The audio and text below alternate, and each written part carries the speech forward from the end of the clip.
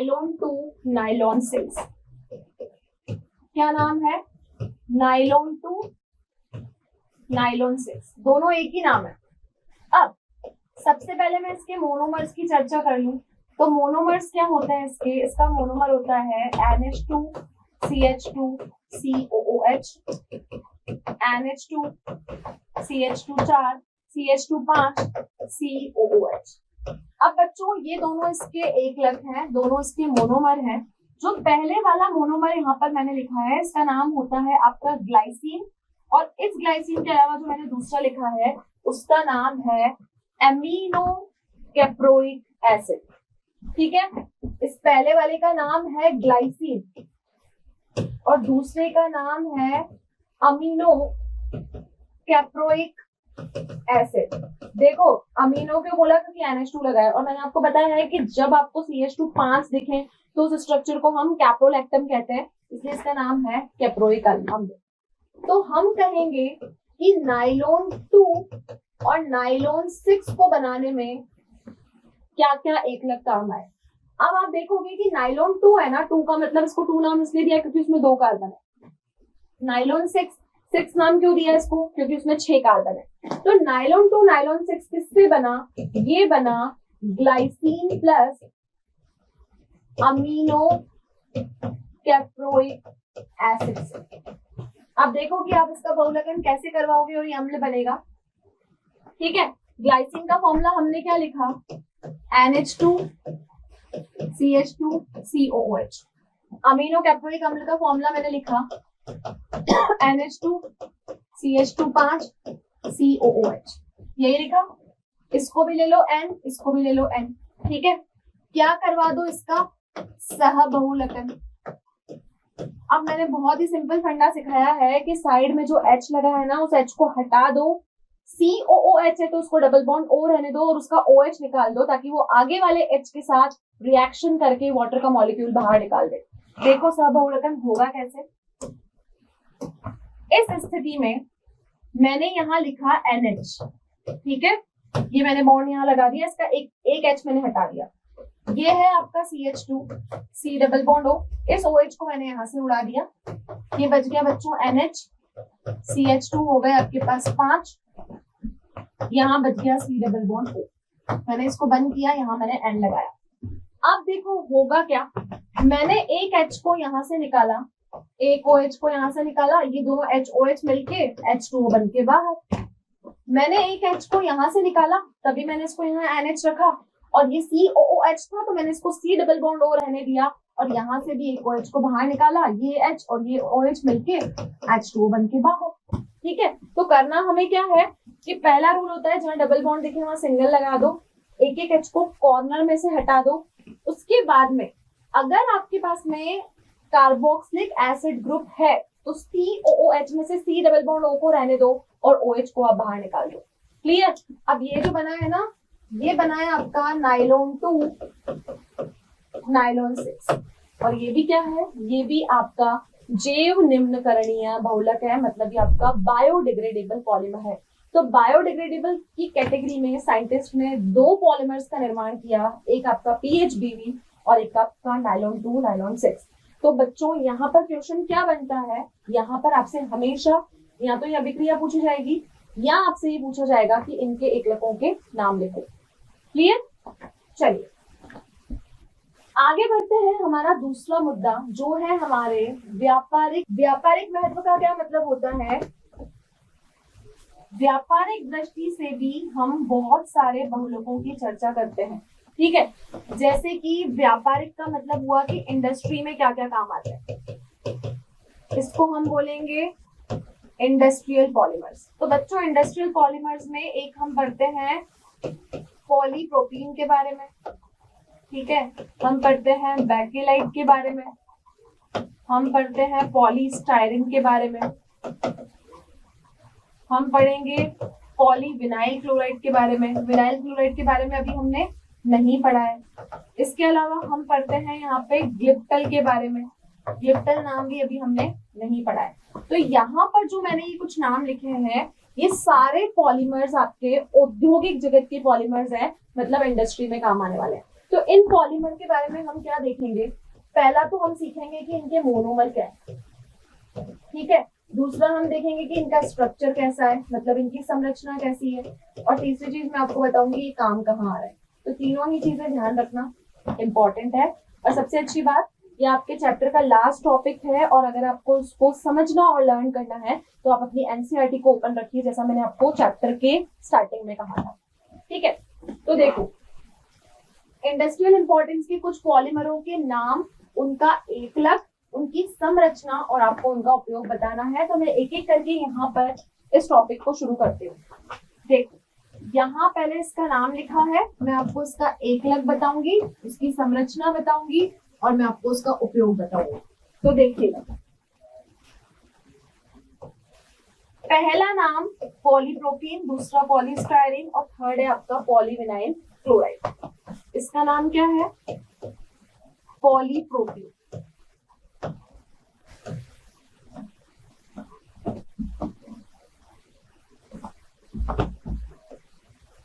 इसका नाम है पॉलीप्रोपीन। अब इसका नाम है पॉलीस्टायरीन और इसका नाम है पीवीसी, हम शॉर्ट फॉर्म में बोलते हैं। इसका नाम है पॉलीविनाइल क्लोराइड। अब जब मैंने पॉलीमर चैप्टर स्टार्ट किया है ना, वहीं मैंने आपको एक सिंपल सा फंडा बताया है कि मोनोमर को ढूंढना आसान हो जाता है अगर आप पॉलीमर के नाम में से पॉली को हटा दो, ठीक है। तो यहाँ सबसे पहले क्या लिखा है, पॉलीप्रोपीन। तो पॉलीप्रोपीन में से प्रोपीन को रहने दो, पॉली को उड़ा दो, तो वही उसका मोनोमर है। तो देखो, इसका एकलक कौन हुआ, इसका एकलक हुआ प्रोपीन, ठीक है। अब प्रोपीन को बनाते कैसे हो, प्रोपीन का मतलब होता है 3 कार्बन मेथ एथ प्रोप, ठीक है। तो मेथ एथ प्रोप में जब मैं इसकी आपको संरचना बताऊंगी तो हम लिखेंगे CH2, एक CH2 को यहाँ शिफ्ट कर देंगे, इस ब्रैकेट को बंद करके एन यहाँ लगा देंगे। ये मैंने जो बनाया है ना, ये मैंने पॉलीमर बनाया है, मेरे को मोनोमर का स्ट्रक्चर नहीं चाहिए। मोनोमर के स्ट्रक्चर आप 10, 11, 12, 13 चैप्टर में सीख चुके हो। हमें यहाँ पर किसका स्ट्रक्चर चाहिए, पॉलीमर का। तो आप इसका पॉलीमर बनाओगे तो मेथ प्रोप 3 कार्बन हुए और हमने यहाँ पर एन लगा दिया, ठीक है। अब बच्चों, आप देखोगे कि रस्सियां, खिलौने और आपके कई तरीके के रेशे, तो रस्सियां, खिलौने और रेशे ये आपके पॉलीप्रोपीन से बनाए जाते हैं। तो पॉलीप्रोपीन कहाँ काम आ रहा है, ये आपका रस्सियां, ये आपका रस्सियां, रेशे और खिलौने बनाने के प्रयोग में आता है।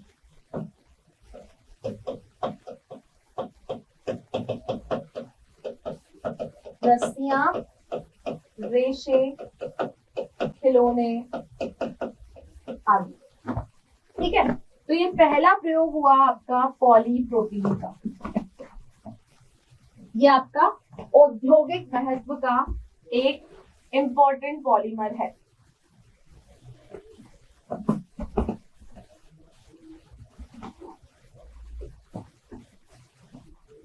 अब बच्चों देखो, दूसरा पॉलीमर क्या है, दूसरे पॉलीमर का नाम है पॉलीस्टायरीन, ठीक है। पॉलीस्टायरीन का मतलब इसका जो मोनोमर होगा वो स्टायरीन होगा। तो मैं एक लग के अंदर लिख रही हूँ स्टायरीन, क्लियर। अब स्टायरीन से आप कैसे पॉलीमर की संरचना करोगे, बहुत सिंपल है, ये लगा दो ब्रैकेट, यहाँ लिख दो CH2, यहाँ लिख दो CH, इस CH2 को रिप्लेस करके लिख दो C6H5 और यहाँ लगा दो N, ठीक है। ये हो गया आपका स्टायरीन का मॉलिक्यूल। और स्टायरीन के बहुत सारे मॉलिक्यूल मिलके क्या करते हैं, आपके बहुलक का निर्माण करते हैं। अब बच्चों, खिलौने बनाने में, रेडियो बनाने में, विद्युत रोगी तारे बनाने में और टेलीविजन के कैबिनेट बनाने में, इन सब में पॉलीस्टायरीन का प्रयोग होता है। तो हम क्या लिखेंगे, विद्युत रागी तारे,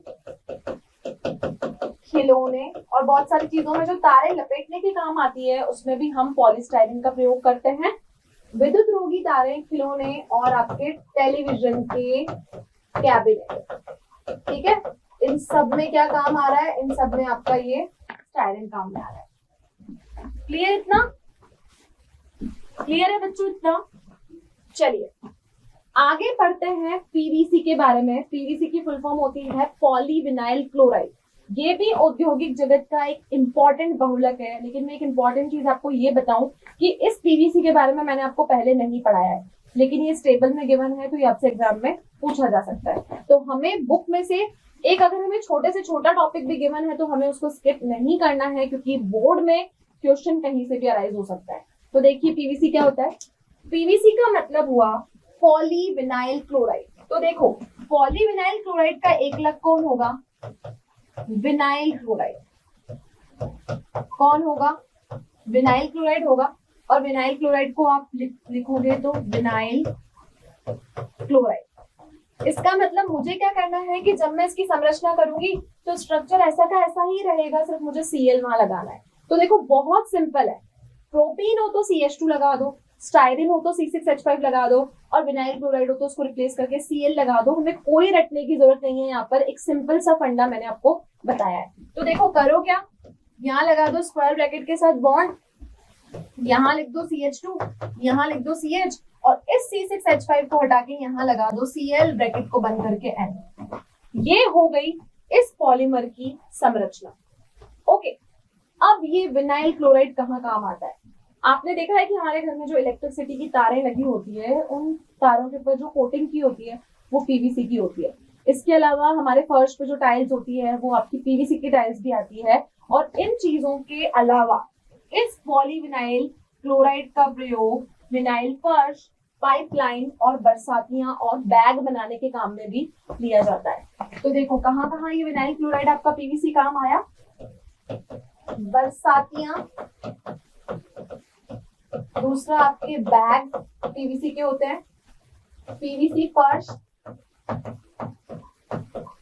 ठीक है, पीवीसी फर्श और पीवीसी टाइल्स में भी इसका प्रयोग है। तो ये हुए आपके 3 पॉलीमर्स जिनका मैंने आपको इंडस्ट्रियल एप्लीकेशन बताया। आगे बढ़ते हैं नेक्स्ट की तरफ। तो बच्चों नेक्स्ट जो हमारा कंपाउंड है वो है आपका पॉलीमर, 4th नंबर का पॉलीमर, जिसका नाम है यूरिया फॉर्मल्डिहाइड रेजिन। ठीक है, अब यूरिया फॉर्मल्डिहाइड रेजिन आपका कैसे बनता था। आप जानते हो कि यूरिया फॉर्मल्डिहाइड रेजिन को बनाने के लिए जो आपको एक लग चाहिए ना, वो चाहिए आपको यूरिया और दूसरा फॉर्मल्डिहाइड। ठीक है, अब इसकी संरचना हम कैसे बनाएंगे। आपने देखा था कि यूरिया और फॉर्मल्डिहाइड को यूज करके जब हमने इसका स्ट्रक्चर बनाया था तो ये था NHCO, NHCH2 ब्रैकेट क्लोज और यहाँ N। ये इसका संरचना होती है पॉलीमर्स की फॉर्म में। और अगर मैं यूरिया फॉर्मल्डिहाइड रेजिन की बात करती हूँ तो ये कहाँ काम में आता है, ये न टूटने वाले कप बनाने के काम में आता है। किस काम में आता है, न टूटने वाले कप बनाने के काम में। क्लियर इतना। चलिए आगे बढ़ते हैं। जो 5th कंपाउंड है वो है आपका ग्लिप्टल। अब ग्लिप्टल कैसे बनता है, ग्लिप्टल के मोनोमर है आपके इथाइलिन ग्लाइकोल और थैलिक एसिड। इथाइलिन ग्लाइकोल और थैलिक एसिड से आपका ग्लिप्टल बनता है। अब ग्लिप्टल को बनाने के लिए हमारे पास में संरचना कैसी होगी मोनोमर की। आपको पता है इथाइलिन ग्लाइकोल में CH2OH होता है। तो यहाँ क्या होगा हमारा, यहाँ बच जाएगा OCH2, यहाँ भी आपका बच जाएगा CH2O, है ना। HH दोनों साइड से रिमूव हो जाता है। फिर हम यहाँ पे क्या करते हैं, जब हमको थैलिक एसिड की स्ट्रक्चर बनानी है तो उसमें हमारे पास में सिर्फ C और O होता है। तो उसको इंडिकेट करने के लिए यहाँ पर हमें बेंजीन की रिंग बनानी पड़ेगी,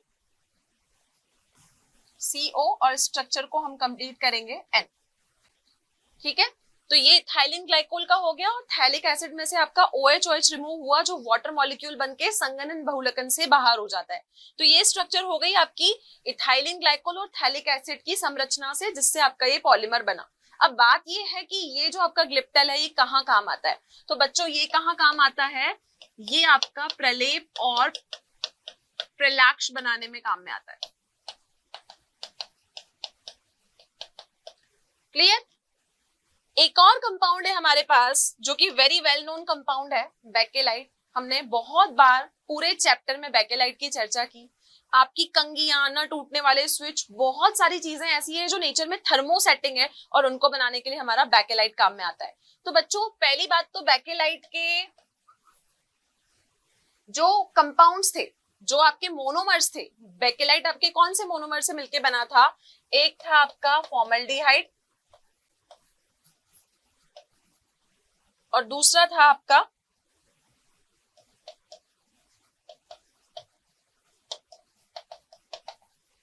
ये बनता है आपके फिनोल और फॉर्मल्डिहाइड के कॉम्बिनेशन से। तो बेकेलाइट को बनाने के लिए हमें क्या चाहिए? बेकेलाइट को बनाने के लिए हमें फिनोल चाहिए और फॉर्मल्डिहाइड चाहिए। तो एक चाहिए फिनोल और एक चाहिए फॉर्मल्डिहाइड। जब हम इसकी संरचना बनाते थे तो आप देखते थे कि ये कैसे कनेक्टेड होता था। यहाँ होता था CH2, फिर यहाँ पे हमको बनाना पड़ता था बेंजीन की रिंग, फिर यहाँ पे OH, फिर यहाँ पे एक और CH2, फिर यहाँ पे दोबारा बेंजीन की आपकी रिंग और यहाँ पे वापस फिनोलिक ग्रुप, और ऐसे ही स्ट्रक्चर अपने आप को कंटिन्यू करता जाता था CH2 के लिंकेज से। तो आपको करना क्या है? फिनोल की रिंग्स बनानी है और दोनों को CH2 से कंबाइन करना है। तो ये होता था आपका बेकेलाइट। तो बेकेलाइट के मोनोमर्स कौन हुए? बेकेलाइट के मोनोमर्स हुए आपके फिनोल और फॉर्मल्डिहाइड। कहाँ काम आता है? ये काम आता है आपका कंघियां बनाने में, न टूटने वाले स्विच बनाने में, न टूटने वाले स्विच को बनाने में भी हम बेकेलाइट का प्रयोग करते हैं। तो ये थे आपके पूरे चैप्टर में हमने जितने भी पॉलीमर्स पढ़े, उनके मोनोमर क्या होंगे, उनकी संरचना क्या होगी और उनका डेली लाइफ में हमारी क्या क्या यूज है। Clear students? तो ये आपने जितने भी मोनोमर्स पढ़े, जितने भी पॉलीमर्स पढ़े, तो हमको वहां पर रिएक्शन करके भी दिखानी पड़ सकती है और हमसे डायरेक्टली मोनोमर और उसका यूज भी पूछा जा सकता है। तो आपको सभी के मोनोमर्स विद स्ट्रक्चर्स यहाँ पर लर्न होने चाहिए और इसी सिंप्लिसिटी के लिए हमारी एनसीईआरटी में ये टेबल भी गिवन है। और यही हमने चैप्टर कंप्लीट किया हमारा बहुलकन। दोबारा बोलूंगी, कम मार्क्स का है, ज्यादा मार्क्स नहीं है इस चैप्टर के, लेकिन फिर भी बच्चों ये एक सबसे सिंपलेस्ट चैप्टर है आपके एनसीईआरटी का। मैं कहूंगी पूरी एनसीईआरटी में सबसे सिंपलेस्ट चैप्टर है, तो अच्छे से पढ़ के जाइए। कुछ घंटों का ये चैप्टर है जिसको हमने 6 लेक्चर्स में कंप्लीट किया है, but my surety is that कि आप इस चैप्टर में फुल मार्क्स स्कोर कर सकते हो, क्योंकि इसमें हमें कुछ भी क्या करना है, रटना नहीं है। हमें हर चीज को बस एक लग लेने हैं, मोनोमर लेने हैं, उनका बहुलकन कराना है और पॉलीमर बनाना है। क्लियर? तो ये हमारा लेक्चर था जिसमें हमने कुछ व्यापारिक महत्व के कुछ पॉलीमर्स के बारे में पढ़ा और साथ में आपको मैंने बायोडिग्रेडेबल पॉलीमर, जिनको हम बोलते हैं जैव निम्नीकरण बहुलकन, उनके बारे में सीखा। तो बच्चों इस आज के टॉपिक से रिलेटेड अगर आपको कोई भी क्वेश्चंस कंटेंट डीपीपी की रिक्वायरमेंट है तो आप डाउनलोड कर सकते हो हमारा मोशन लर्निंग ऐप। तो हम अगली कक्षा में फिर मिलेंगे विद हमारे लास्ट चैप्टर के साथ, जो हमारी ऑर्गेनिक केमिस्ट्री का लास्ट चैप्टर है कि हमारी रसायन विज्ञान का हमारे दैनिक जीवन में क्या महत्व है, और उसी पर हम चर्चा करेंगे। तो तब तक के लिए thank you so much, have a great day and stay connected with us.